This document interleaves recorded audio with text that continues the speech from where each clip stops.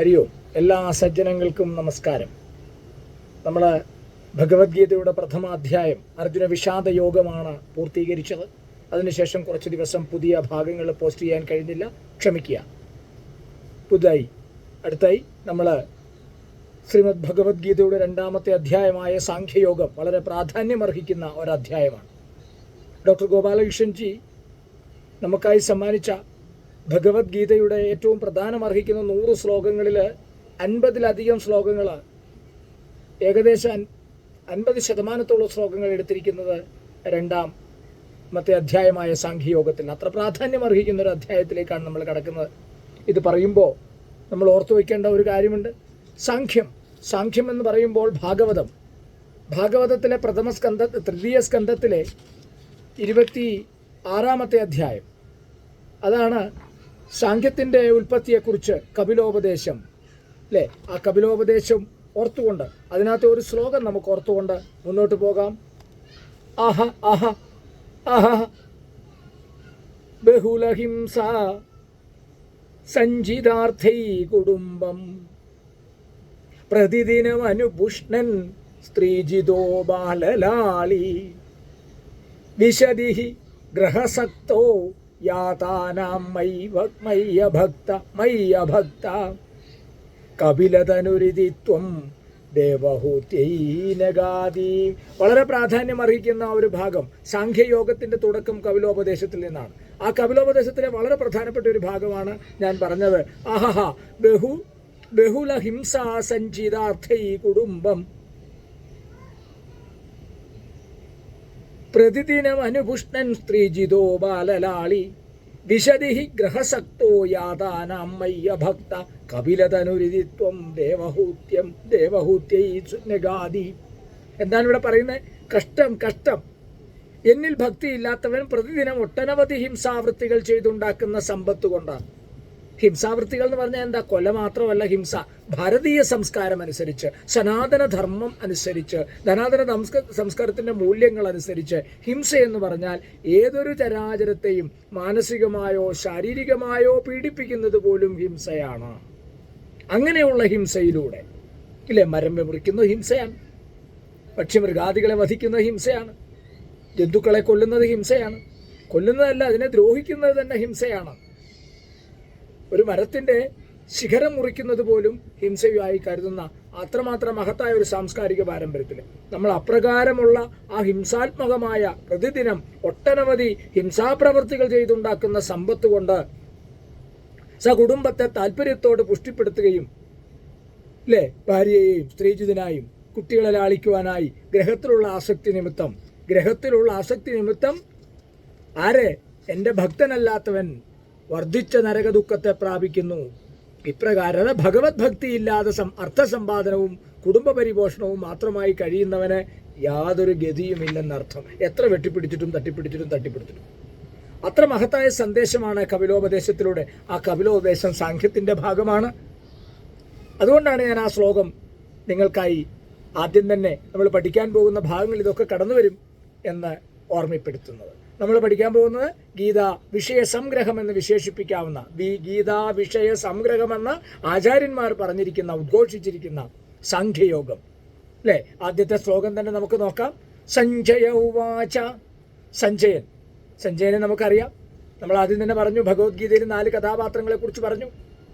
വ്യാസപുത്രനായ അന്ധകാരത്തിൻ്റെ പ്രതീകമായ, തമോ ഗുണത്തിൻ്റെ പ്രതീകമായ ധൃതരാഷ്ട്രർ, രജോ ഗുണത്തിൻ്റെ പ്രതീകമായി ഇപ്പം നിലകൊള്ളുന്ന അർജുനൻ, സത്വഗുണപ്രധാനിയായ സഞ്ജയൻ, നിർഗുണ പരബ്രഹ്മമായ സാക്ഷാൽ ഭഗവാൻ ശ്രീകൃഷ്ണൻ. ഈ 4 കഥാപാത്രങ്ങൾ നമുക്ക് ഭഗവത്ഗീതയിൽ കാണാൻ കഴിയും. അതിലെ സത്വഗുണപ്രധാനായ സഞ്ജയൻ പറയുന്നു, തം തഥാ കൃപയാ ആവിഷ്ടം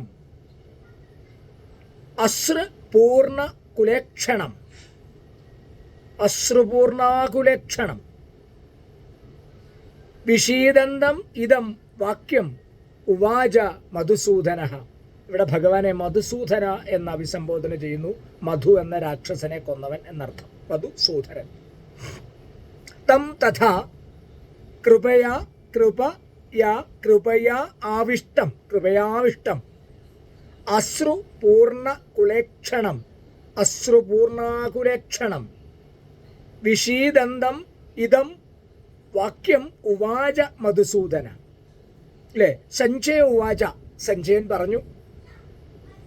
തഥാ, മുൻ പറഞ്ഞ പ്രകാരം.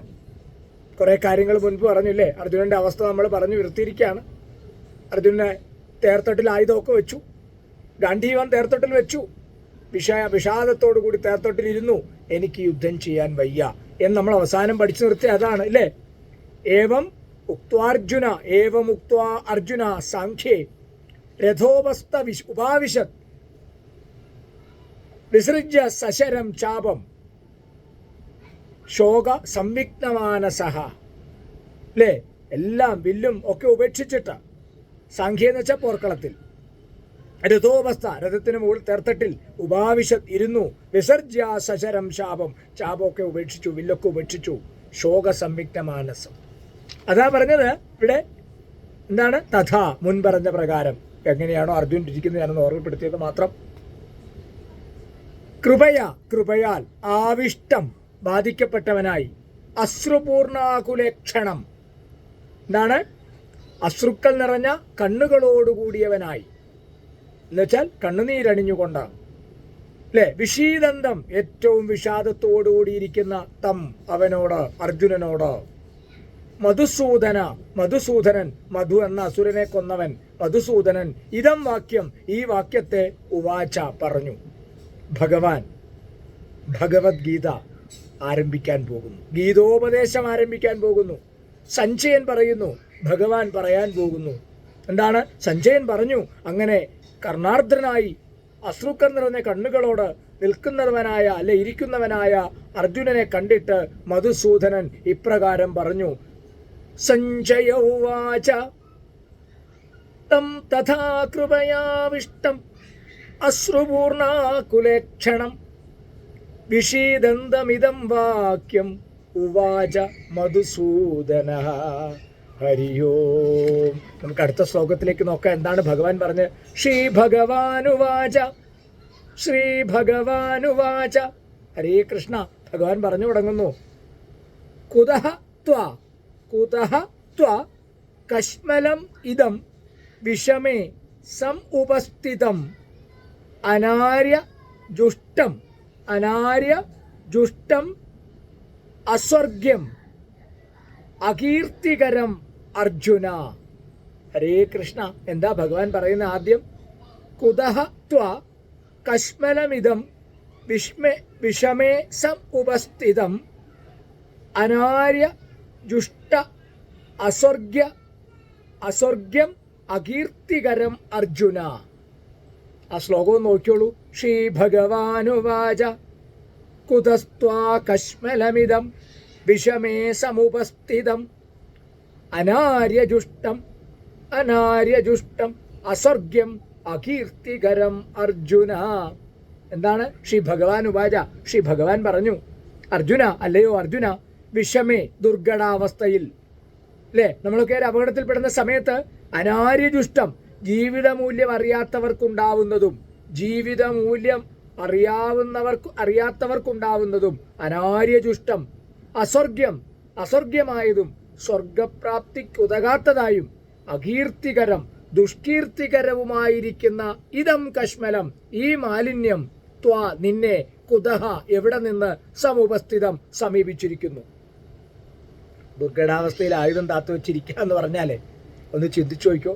നമ്മുടെ തൊട്ടു മുമ്പിൽ നമ്മുടെ ബന്ധുക്കൾ ആക്രമിക്കപ്പെടുന്നു, ഭാര്യ അല്ലെ കുട്ടികൾ ആക്രമിക്കപ്പെടുന്നു.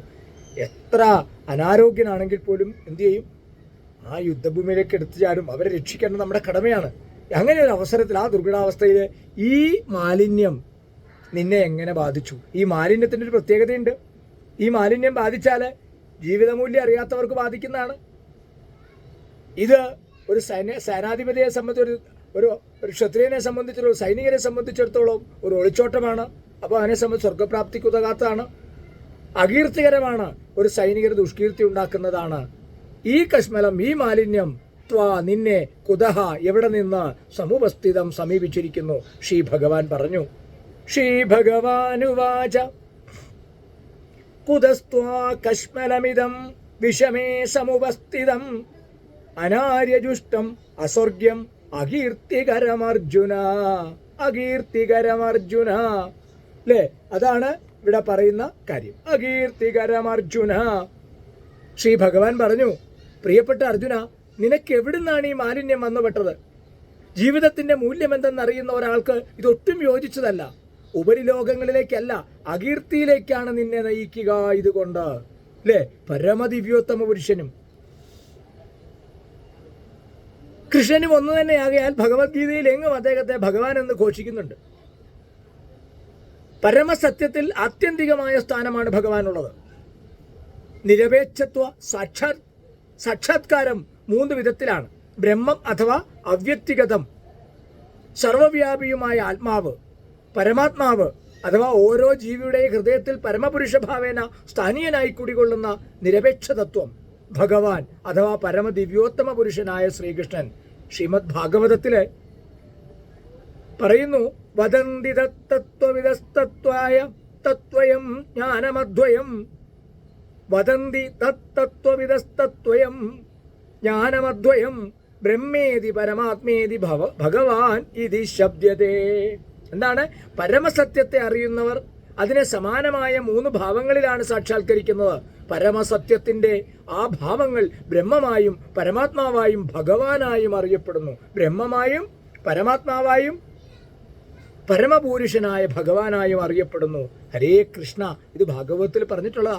ശ്രീമദ് ഭാഗവതത്തിലെ പ്രഥമ സ്കന്ധത്തിലെ 2-ാമത്തെ അധ്യായത്തിലെ 11-ാമത്തെ ശ്ലോകമാണ് നമ്മൾ പഠിച്ചാണ്. വദന്തി തത്വവിദസ്തത്വയം ജ്ഞാനമദ്വയം ബ്രഹ്മേതി പരമാത്മേതി ഭഗവാൻ ഇതി ശബ്ദതേ.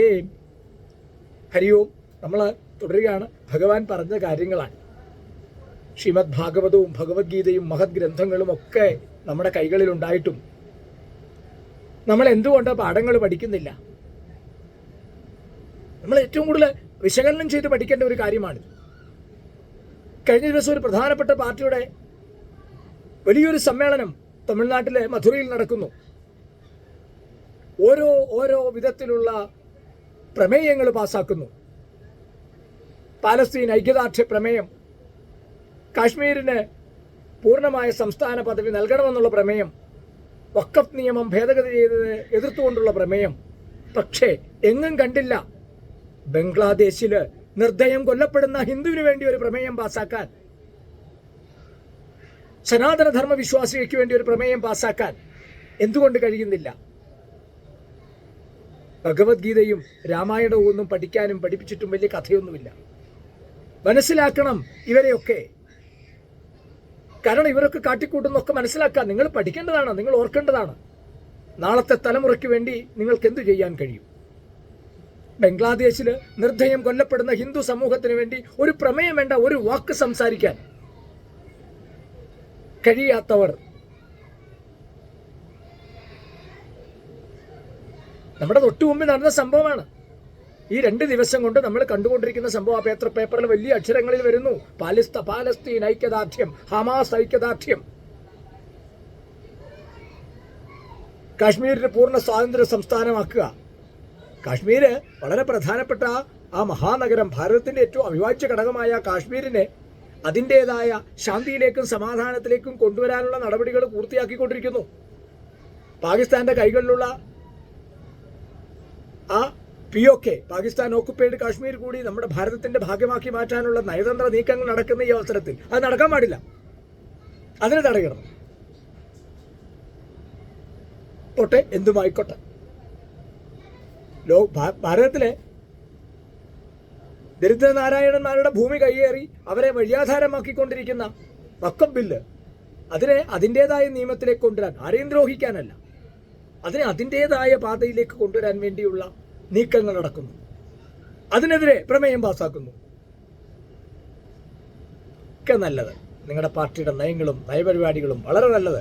അത് നിങ്ങളുടെ നീക്കങ്ങളെ ഞങ്ങളെ അഭിനന്ദിക്കുന്നു. പക്ഷേ നിങ്ങളുടെ തൊട്ടു കൺമുമ്പിൽ നിങ്ങൾ കണ്ടുകൊണ്ടിരിക്കുകയാണ് ബംഗ്ലാദേശില് നിഷ്കരണം കൊല്ലപ്പെടുന്ന അമ്മമാര്, സഹോദരിമാര്, ശൂലത്തിന്റെയും ഗർഭിണിയുടെയും കള്ളക്കഥകൾ പ്രചരിപ്പിച്ച് നിങ്ങൾക്ക് എന്തുകൊണ്ട് ഈ സനാതനധർമ്മ വിശ്വാസികൾ നിർദ്ദയം കൊല്ലപ്പെടുമ്പോൾ, നശിക്കപ്പെടുമ്പോൾ അവർക്കെതിരെ ആ പ്രവൃത്തിക്കെതിരെ ഒരു പ്രമേയം വേണ്ട, ഒരു ശബ്ദം എവിടെങ്കിലും ഒന്ന് രേഖപ്പെടുത്താമായിരുന്നില്ലേ? ഇതൊക്കെ എന്തിനാണ് ഭാഗവത്ഗീത പഠിപ്പിക്കുന്നിടത്ത് പറയുന്നതെന്നാണ് ഇതിലൂടെ എനിക്ക് പറയാൻ കഴിയും. ഇതിലൂടെ നിങ്ങൾ കേൾക്കാൻ പറ്റും. അങ്ങനെയെങ്കിലും നിങ്ങൾക്ക് മനസ്സിലാകുമെങ്കിൽ മനസ്സിലാക്കാൻ വേണ്ടി പറയുന്നു. നമുക്ക് ഇന്നത്തെ 2 ശ്ലോകങ്ങൾ നോക്കാം. നമ്മൾ ഇന്ന് 2 ശ്ലോകങ്ങളാണ് പഠിച്ചത്. സഞ്ജയ ഉവാച തം തഥാ കൃപയാവിഷ്ടം അശ്രുപൂർണാകുലക്ഷണം വിഷീദന്തമിദം വാക്യം ഉവാച മധുസൂദന. ശ്രീഭഗവാനുവാച കുതസ്ത്വാ കശ്മലമിദം വിഷമേ സമുപസ്ഥിതം അനാര്യജുഷ്ടം അസ്വർഗ്യം അകീർത്തികരം അർജുന. ഹരി ഓം.